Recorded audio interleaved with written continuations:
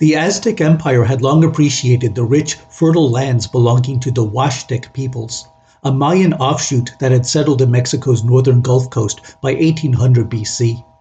The Aztecs were eager to conquer the Huasteca because they knew how much this subtropical region could produce. And in this video we will see how they wrote in pictures to detail and even count their demands once they came to control it. Hello, if you are new to Eye of the Serpent, welcome. The channel looks at Native American thought and culture from ancient to modern times. The current playlist on native writing systems picks up from the last episode, introducing the Codex Mendoza as an exemplar of Aztec script, expressing specific ideas and even sounds through a conventional set of images. As we begin, it is important to distinguish between two types of pictures, pictographs and glyphs. In the context of Aztec writing, we may refer to pictographs as images depicting specific things such as people and objects. Glyphs, on the other hand, are abstract images symbolizing concepts, sounds, or other communicated signs.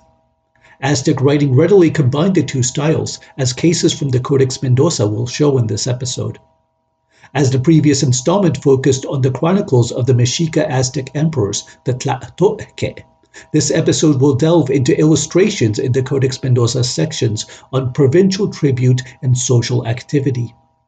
If you watched the previous installment, you may remember that it ended with a glimpse of the city of Tuxpan, Veracruz. Named after the Nahuatl Tochpan, on the rabbit, its glyph appeared among the conquests of Axayacatl, 6th Tlatoani emperor of the Mexica. The second section of the Codex Mendoza is a list of the tributes demanded from the Aztec Empire's conquered lands. After Axayacatl secured the Huasteca for Mexica control, the Aztecs could begin to prescribe the exact tribute amounts expected from those lands. Each set of pages in the second section of the Codex Mendoza follows the patterns appearing in this case for the Huasteca. While the Aztec emperors had extensive tribute list archives, the Codex Mendoza has the best preserved example of how they could have looked. To identify the main communities of the given region, most of their images are drawn in a descending column at left margin. As Tochpan became the head city for the imperial province, it is the first community for the list. This image, by the way, is another example of the rebus principle introduced in the last episode. The glyphs represent specific sets of sounds in the Nahuatl language. Tochtli for rabbit and Panitl for flag are combined to read Tochpan. Another noteworthy glyph in this set is fourth from the top, a white banner for Papantla, a city in central Veracruz famous today for the voladores performances of the native Totonac. Because the Huasteca region could be farmed for abundant crops, the Mexica prioritized them for tribute. The preponderance of cloths in various designs is evidence of a massive cotton industry, diverted to fuel the empire. The Mexica were demanding not only a wealth of cotton mantles called quachtli, but also a variety of specific designs among them, including colored bands and intricate decorations. At center right are two bales of chili, marked with the red peppers on top. How much were the exact tributes then?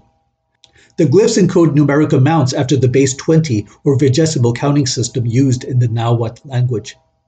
In the Codex Mendoza, a dot or finger stood for one item or a unit of measurement from 1 to 19. Here we see fingers used to count the number of lengths each cotton sheet should span per set. A few items on this page have small flags, the unit for 20, Sempowali. So if we take the example of the sheets with red pigment and conch seashell design, we find 4 flags. What is 4 times 20? The Mexica Aztecs were expecting 80 sheets in this design.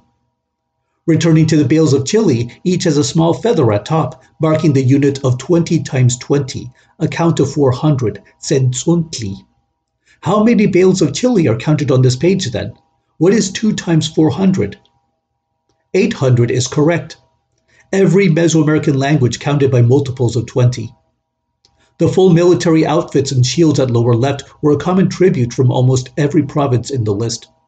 These helped supply the Mexica military so that they could go out and conquer more lands.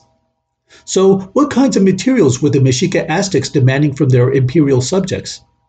It depended on what each region could produce. The Spanish were in fact aware of this economy, and they may have commissioned the production of this tribute list so that colonists could learn what resources were available across the former empire. This page has a few interesting features. It was made for the province headed by the city of Teochtepec at the Rabbit Mountain, whose image we find at upper left, much like the Teochpan example from the last page. This region is in southern Mexico, between the states of Veracruz and Oaxaca. Notice that there is almost no food in this list of local resources, but rather an abundance of gold, jade, and other precious materials for jewelry. At lower right we find 2 rubber balls, which would have been used for the famous ball game. Below each is a priest's bag of incense, which represented the next counting unit after 400. 400 times 20 is 8,000, Xiquipili. What is 2 times 8,000?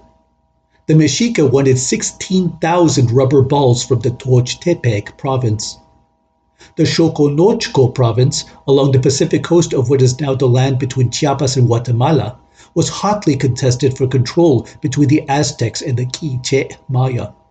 At the very top of the page are glyphs representing the Aztec festivals of Ochpanistli, with a broom for cleansing rites, and Tlacaxipe featuring the headdress of Xipe Totegu, to whom sacrifices would be offered. Each of these periods lasted a 20-day month, a way to mark off the times for tribute collection.